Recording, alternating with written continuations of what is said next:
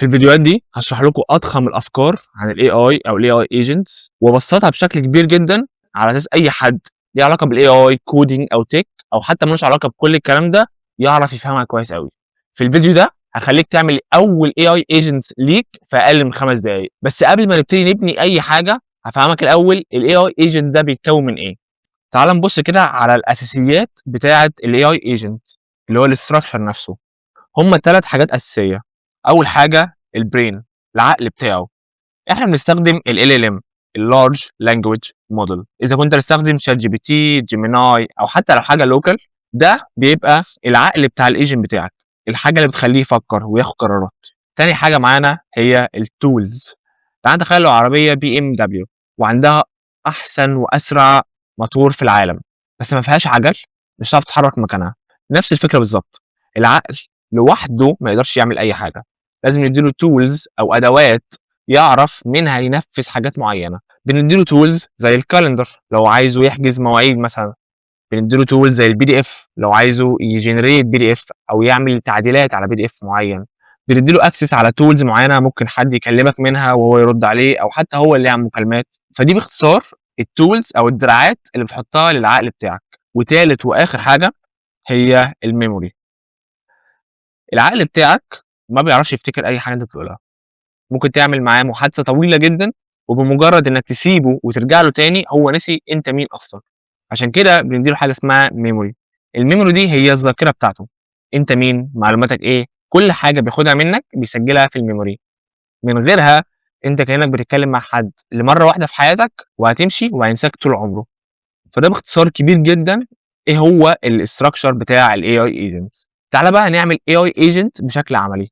هنخش على بلاتفورم اسمها init.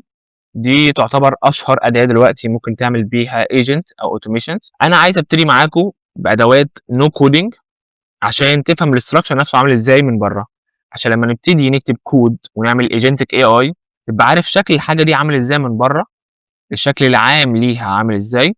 فواحنا بنكتبها من جوه تبقى عندك تخيل للصوره الكامله. هندوس هنا، هنختار تريجر ان احنا نعرف نشات معاه.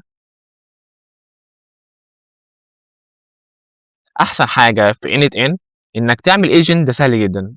انت هتضيف نود جديده وتختار الاي اي وبعد كده اي اي ايجنت. كده انت بقى عندك ايجنت.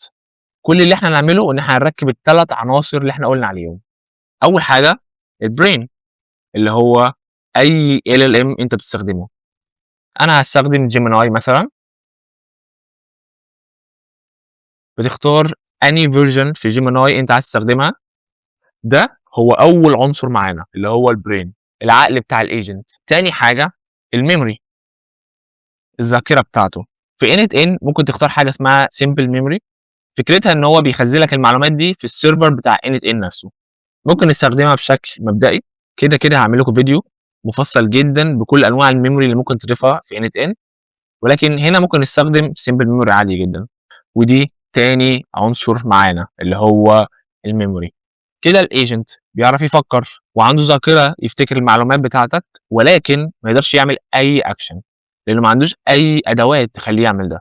تالت عنصر، تعال مثلا نقول ان انت عايزه يسجلك مواعيد، فهنديله ادوات تخليه يعرف يسجلك الميعاد ده زي مثلا جوجل كالندر. هنختار جوجل كالندر ودي هتبقى التول بتاعتنا. وبكده احنا ضفنا الثلاث حاجات، حطينا البرين اللي هو العقل، حطينا الميموري، حطينا التول اللي الايجنت يعرف يستخدمها عشان يعمل اي فعل. لو جينا نجرب بشكل عملي هنعمل اوبن شات. تعالى نختبر الثلاث عناصر بتوعه. اول حاجه لو هنختبر العقل هنقول له اول عالم طلع القمر كان مين. هنا هو مش هيستخدم اي حاجه غير العقل بتاعه. هيقول لك ان اول انسان طلع على القمر هو نيل ارمسترونج. تعالى نختبر تاني عنصر فيه اللي هو الذاكره. لو قلنا له مثلا انا اسمي باسم، وبعد كده طبعا رد عليا قال لك اهلا بك يا باسم. لو سالناه تاني وقلنا له انا اسمي ايه، يعرف يخش على الميموري ويقول لك ان اسمك هو باسم. لو احنا ما استخدمناش الميموري وسالناه نفس السؤال في نفس السيشن وقلنا له انا اسمي ايه،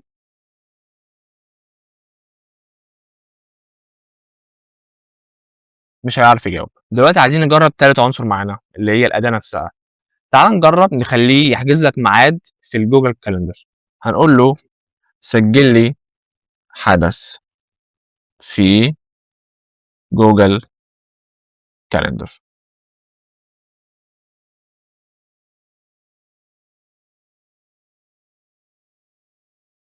هيقول لك ان تم تسجيل الحدث في جوجل كالندر. دلوقتي هو استخدم التول اللي احنا اديها له، وده كله من غير ما نعمل اي اوبشن جوه الايجنت نفسه، من غير ما نديله اي برومبت او اي حاجه.